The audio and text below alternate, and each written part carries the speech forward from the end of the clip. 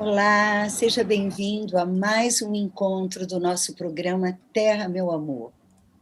Hoje nós temos uma convidada especial, uma educadora, uma mulher de extrema sensibilidade, e eu vou logo apresentar a vocês quem é Denise Agostinho. Na verdade, um pontinho assim, ó. Vocês vão desvelar ela à medida que ela for falando, vocês vão ver que eu não estou exagerando nem um pouco. E o currículo dela, um mini currículo, na verdade, diz que ela é bióloga, doutora em desenvolvimento sustentável pela Universidade de Brasília. Ela é gerente de empoderamento social e juventude do Instituto Brasileiro de Desenvolvimento e Sustentabilidade, representante da Fundação Mais Cerrado, no Comitê de Bacia Hidrográfica dos Afluentes Distritais do Rio Paranaíba. Denise é coordenadora de educação ambiental do comitê e ela também integra o Observatório da Água pelo CIRAT, que é o Centro Internacional de Água e Transdisciplinaridade. Denise, que alegria ter você com a gente aqui. Muito obrigada por trazer essa sua presença tão luminosa. A gente sempre começa com um poema, Denise, e eu hoje trouxe um poema do T.S. Eliot, que ele escreveu em 1934. E eu acho ele atualíssimo, e eu acho que tem tudo a ver com o nosso encontro. Então, diz assim: onde está a vida que perdemos ao viver? Onde está a sabedoria que perdemos no conhecimento? Onde está o conhecimento que perdemos na informação? Que vida você tem, se você não tem vida conjunta? Não há vida que não seja em comunidade. Quando o estranho diz: qual é o significado desta cidade? Vocês se amontoam porque vocês se amam? O que você vai responder? Todos moramos juntos para ganhar dinheiro uns dos outros? Ou esta é uma comunidade?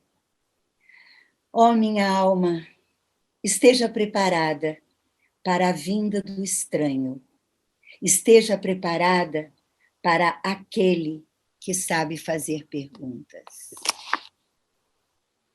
Uau! Que forte, Regina. Eu acho que Não tem é? bastante a ver com a nossa conversa hoje, esse tema do comum, esse tema de acolhimento do estranho, do outro, né? Do novo. Eu acho super significativo. Uhum. Esse contato com o outro. E eu acho que quando você me sugeriu de trazer esse tema da biofilia, a primeira coisa que me veio também foi essa possibilidade dessa filia, desse amor com a diferença, né, com o outro. Como, enfim, Aristóteles já falava lá em Ética Nicômaco, mas e essa poesia foi muito significativa. Ó, primeiro de tudo, eu quero agradecer esse convite especial. Você é uma pessoa muito admirada por mim há muito tempo, e agora né, me lembro de você falando sobre complexidade ambiental na Unipaz, e aí eu já conhecia você, mas de repente foi ali que eu conheci você de verdade. Aí eu entendi o tamanho da missão, depois com as 13 avós lá na Unipaz, as 13 avós nativas, cuidadoras da água, aí eu entendi o tamanho da missão e manifesto aqui que somos parceiras nessa tarefa.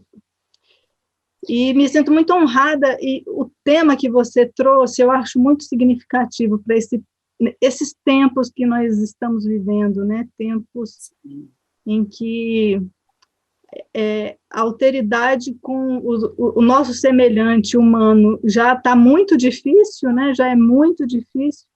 Quem dirá, então, com o outro, esse estranho, né? Que para tornar esse comum, para constituir esse comum. Sim, querida. Então, justamente, eu gostaria de, nessa linha do que você está falando, eu gostaria de trazer aqui, pedir para você compartilhar com nossos telespectadores essa caminhada que você vem fazendo, né? Primeiro a sua tese, né, que você apresentou ano passado, e que você desenvolve justamente quais são os caminhos possíveis da educação para essa sensibilização, para que a gente possa se preparar para as perguntas que precisamos nos fazer como humanidade, né? E como conjuntamente podemos elaborar as respostas para enfrentar esse novo, né? Então, você poderia falar para os nossos telespectadores um pouco da sua caminhada? Sim, Regina. Então, primeiro você foi uma apoiadora desse processo, né, desse longo processo, que eu agradeço também, uma interlocutora, e esses trabalhos solitários, acadêmicos, eles precisam muito de interlocução, né, para a gente não ficar falando sozinho, né, é muito importante a gente ter sempre essa dimensão do comum, né, seja ele, né, no nível pessoal, e também no âmbito do Comitê de Bacia Hidrográfica, que você também participa, né, que você é nossa colega lá, e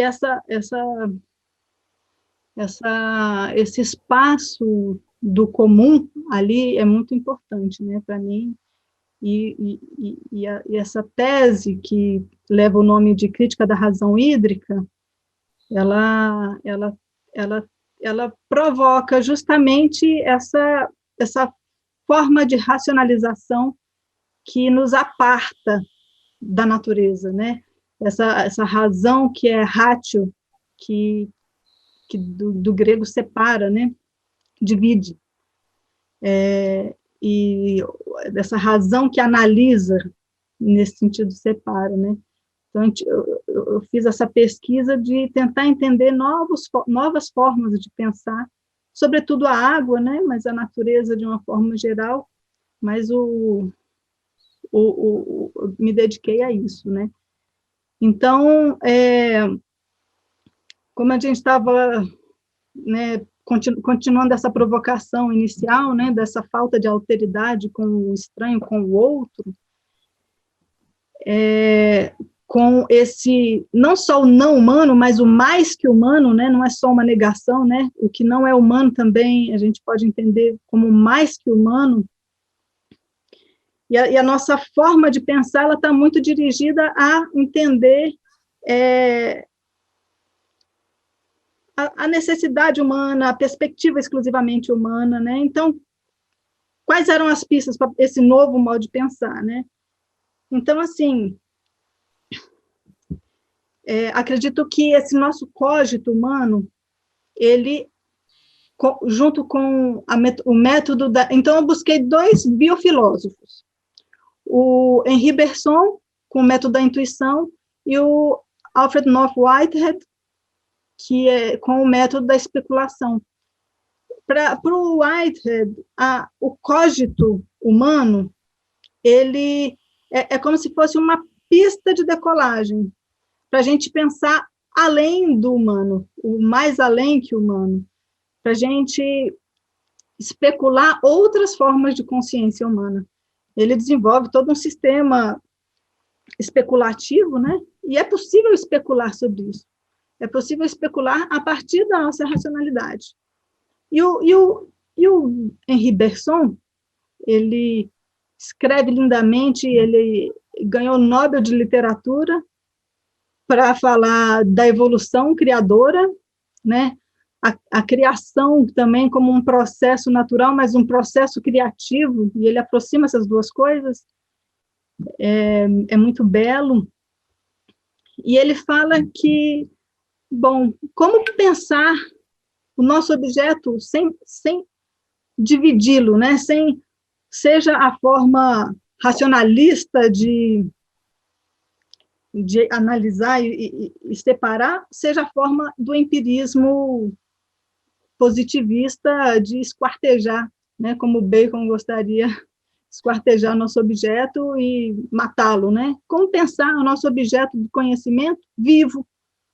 Então, para ele, a chave é pensar a duração, pensar ele no seu fluxo. Então, a gente se coloca em coincidência com as coisas para compreendê-la.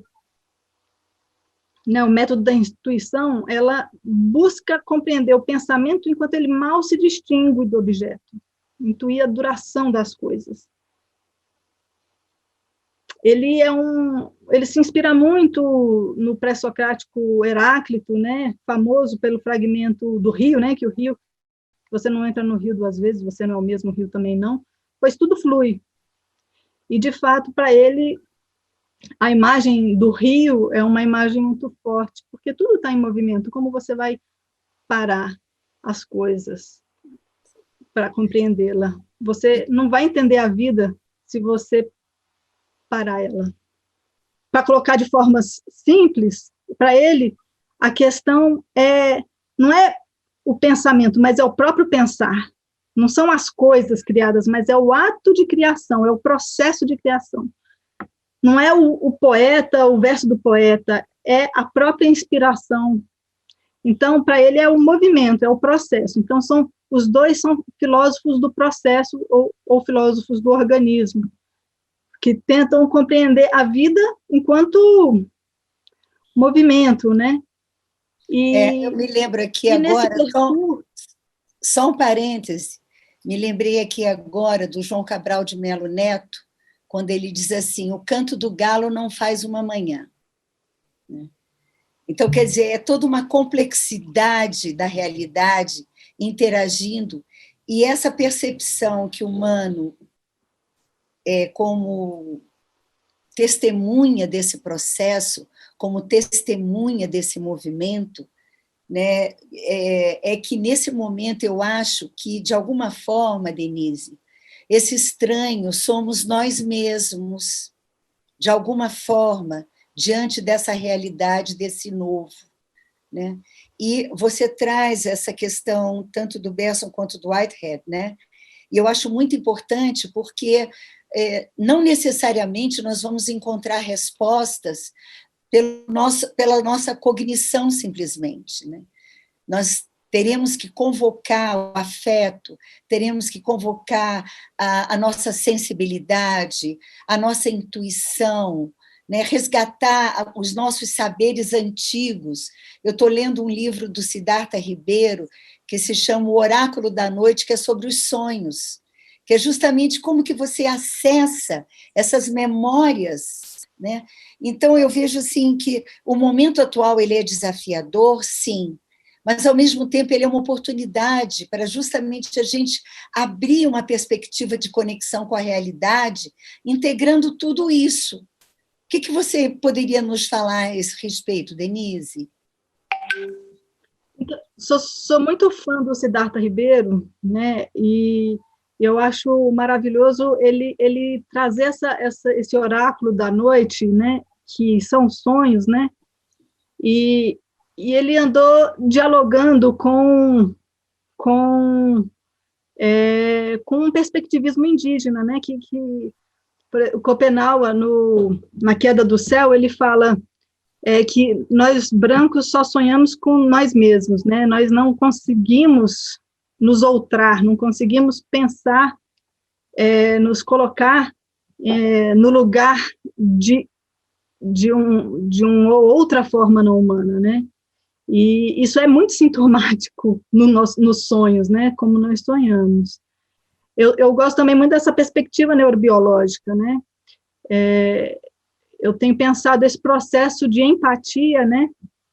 Esse processo cognitivo, né? De nos colocar no lugar do outro, né?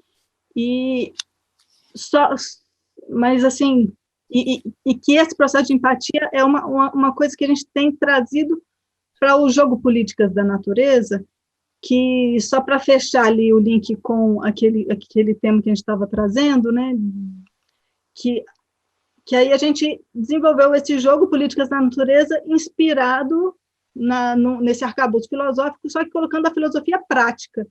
Então, como que a gente vai intuir e especular sobre essas outras perspectivas que não são humanas? E aí a gente criou esse jogo Políticas da Natureza, né? Na verdade, foram dois pesquisadores dinamarqueses que idealizaram, e quando vieram para o Brasil, a gente canibalizou e transformou numa outra coisa, mas o movimento social e criativo Políticas da Natureza continuou evoluindo, né? E pensando processos de aprendizagem, né? Processos de aprendizagem de lidar, de se colocar no lugar do outro, porque eu acredito que esses processos empáticos, né? A gente aprende a amar o outro, né? A gente aprende a se colocar no lugar do outro. As nossas formas de pensamento são sempre com essa perspectiva muito humana, né? Muito das necessidades humanas. A gente não está habituado a especular sobre as necessidades dos não-humanos, né? Sobre a capacidade de suporte de um território. A gente não está acostumado a pensar a vazão ecológica, o quanto que o rio precisa de água para ele mesmo sobreviver, né? Isso que você está Então, a gente não pensa nas necessidades dos outros. Sim. Por favor, Regina. Na verdade, eu sinto, Denise, que o nosso desafio nesse momento é realmente um trabalho de reconexão. Porque a gente fala a conexão com a natureza como se a natureza estivesse fora, né? E, na verdade, nós somos natureza, nós somos o resultado do processo evolutivo da vida, né? E, assim, a gente vem de experiências biofísico-químicas, né? Que geraram uma série de transformações e que deu na gente. Então, assim, nós somos uma teia de relações e nós somos a natureza na forma humana. Então, assim, quando eu te escuto, me vem bastante a sensação de que nesse desvelar que você está falando, para a gente ter essa coisa da empatia com o outro, isso pressupõe, assim, uma abertura interna para nos reconhecermos como resultado de um processo evolutivo e não como se a gente fosse os detentores da verdade, os detentores do merecimento do planeta como um todo, que está aí para a gente dispor, né, das outras espécies, da água, da natureza, como se a gente fosse à parte.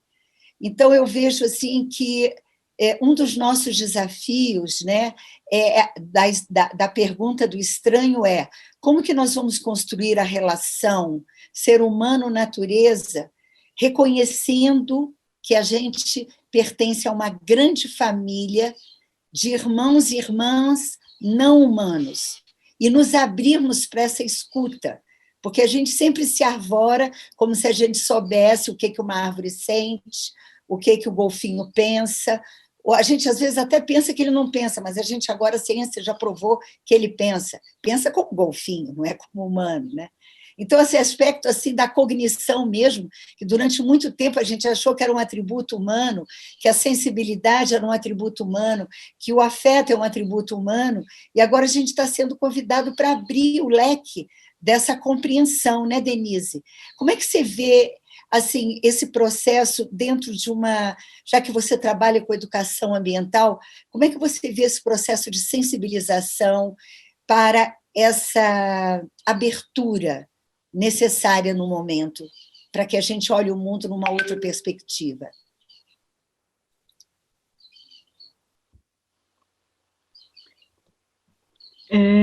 Nossa, você trouxe várias coisas aí que me despertou aqui várias reações, né? Eu vou chegar aí nesse tema aí da sensibilização, que eu acho que é muito importante, né? Porque a gente precisa... eu sou muito fã dessa abordagem das cidades sensíveis à água, da gente se tornar uma sociedade sensível à água, também nesse sentido, né? Mas, dando um passo atrás, né, é interessante assumir essa sensibilidade, e inclusive esse pensamento de outras formas mais que humanas, né? E retomando aquele tema da neurobiologia, que o Siddhartha Ribeiro, né, como neurocientista, também eventualmente traz, que o processo de empatia ele foi criado, ele foi descoberto por um cientista, o Rizzolatti, nos anos 90, com base numa relação interespecífica entre um humano e um macaco. E nem por isso a gente passou a ter mais empatia com ele, né? Porque o Rizzolatti fez um experimento em que colocava eletrodos, coitado, na cobaia, colocava eletrodos, e ele percebeu que quando um outro cientista fazia uma determinada ação, o cérebro do macaco identificava que o córtex motor estava sendo ativado, sendo que ele não estava desempenhando uma ação, porque, na verdade, ele estava sendo ativado e inibido. Então, o que significa que, enfim, que aí ele descobriu os neurônios espelho, que é um circuito neural que, durante muito tempo, se acreditou que fosse responsável pelo processo de empatia. É claro que o fenômeno de empatia é super complexo, não pode ser reduzido a um processo neurobiológico como esse, mas que ajuda a gente a especular e compreender um pouco isso, né? E é um pouco irônico ver esse desenvolvimento da ciência, que, na verdade, a gente entendeu a empatia, começou a entender a empatia numa relação interespecífica, e a nossa empatia entre os seres humanos e os mais que humanos, a gente tem muita dificuldade, né? E assim, eu acredito que a gente pode aprender empatia, especular sobre eles, né? Quando você falou que nós nos arvoramos a compreender como um golfinho, como, enfim, uma infinidade de outras manifestações de vida pensam, sentem, né, digamos, pensar, né, é uma especulação, e é importante especular. Então, esse exercício especulativo de como o outro se sente, isso é uma coisa que a gente precisa introduzir nos nossos processos de educação ambiental, eu acredito, né, como se colocar no lugar do outro. E isso é um exercício de moralidade, né, um exercício ético, né, de compreender as necessidades do outro. E eu entendo o seguinte: a crise ambiental em que nós nos encontramos, ela não, como vários autores colocam, ela não vai ser resolvida no âmbito da questão técnica. A gente não vai resolver a crise ambiental apenas com esse modo de pensamento instrumental, né? Essa racionalidade instrumental, de resolvendo no fim do tubo, soluções de fim do tubo, né?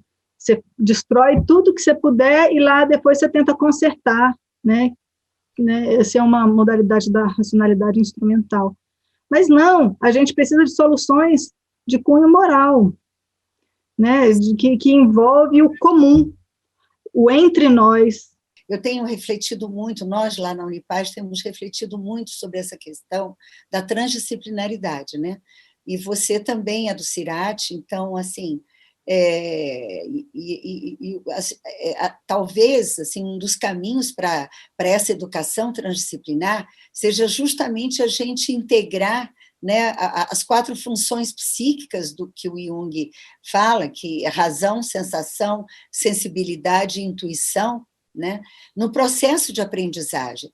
Né? Não adianta você acessar o conhecimento exclusivamente no aspecto da sua razão. Se você não integra o outro na sua alteridade, né, considerando ele não como um isso, como uma coisa, mas como um ser dotado de subjetividade, tanto quanto você, então, assim, nesse momento é que eu acho que pode acontecer essa relação dialógica, que aí você considera, porque um dos desafios humanos é justamente esse complexo de superioridade, né, que a gente introjetou, de que nós somos melhores que todas as outras espécies, como, na verdade, o que nós somos é diferentes, né? Nós somos diferentes. né? Mas cada um tem a sua subjetividade, a sua beleza, sua construção, né? Sua força, sua maneira de sentir o planeta Terra, né? De estar na Terra, de estar no território. Então, assim, eu acho muito legal isso que você está trazendo da empatia, porque isso traz como um elemento efetivo do processo de educação o reconhecimento de um passo além de simplesmente pensar, do simplesmente cogito, né? Mas de abrir o leque humano, que a gente possa levar o plenamente humano, né, nesse processo de aprendizagem, né, Denise? Como é que você escuta o que eu estou falando? Me reverbera muito essa dimensão do sensível, né? Essa dimensão do sensível, porque que é o eros, né? Que é a experimentação. Como é que é essa outra? A gente só vai compreender quando a gente experimenta, né? Eu aprendi muito. A gente vai compreender o outro quando a gente e a natureza, quando a gente experimenta ela, sente ela, né? Então, essa dimensão do sensível, do eros, né, nesse sentido, ela é muito importante para o processo de aprendizagem, eu acredito, né? Esses novos desafios que iremos, como sociedade, enfrentar, e os jovens, né? E, com certeza, mais do que nós que já estamos, né, enfim, no meio do caminho, e, e, e, e aí, assim, eu gosto dessa abordagem da ecologia política, que também busca outras formas de pensar, né, outros modos de pensar, que ela faz uma provocação. Eu acabo sempre voltando para esse tema da água, porque foi uma coisa muito forte, né? Mas da gente tentar entender assim, é racional para quem, né? Então, uma coisa que ficou muito marcado foi essa crítica da razão hídrica, né, que eu desenvolvi, ela está muito marcada em cima dessa ideia de esse uso racional, essa gestão é racional para quem? E aí quando eu ouvi vários atores, eu vi que cada um tinha uma perspectiva muito particular de qual seria a racionalidade, né? Então eu entendi que era uma questão multifacetada, né? A razão, ela era uma questão muito multifacetada. E esse processo, e por isso eu acho tão importante a gente estar dentro de um comitê de bacia hidrográfica, discutindo várias perspectivas, vários valores diferentes, e eu entendo que a moralidade ela só é legítima quando ela é um exercício político, né? Quando ela é uma ecologia política, de uma diversidade de perspectivas que se encontram.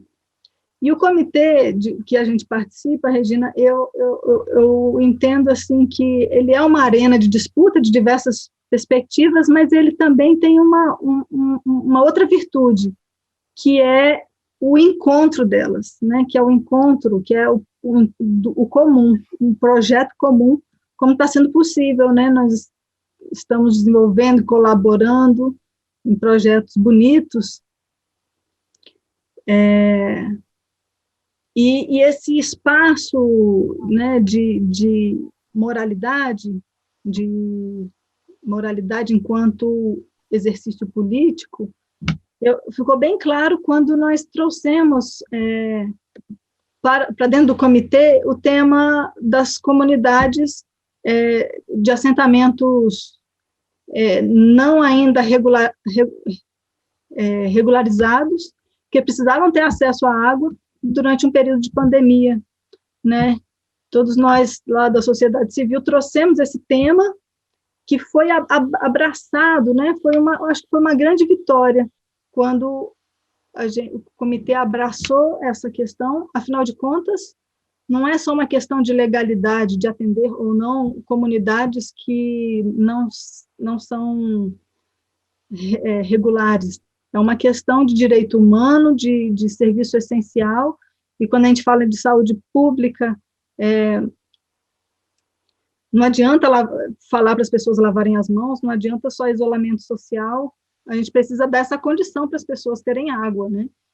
Sim. Então, foi muito bonito, né, todos nós termos trazido esse tema e isso ter sido abraçado lá.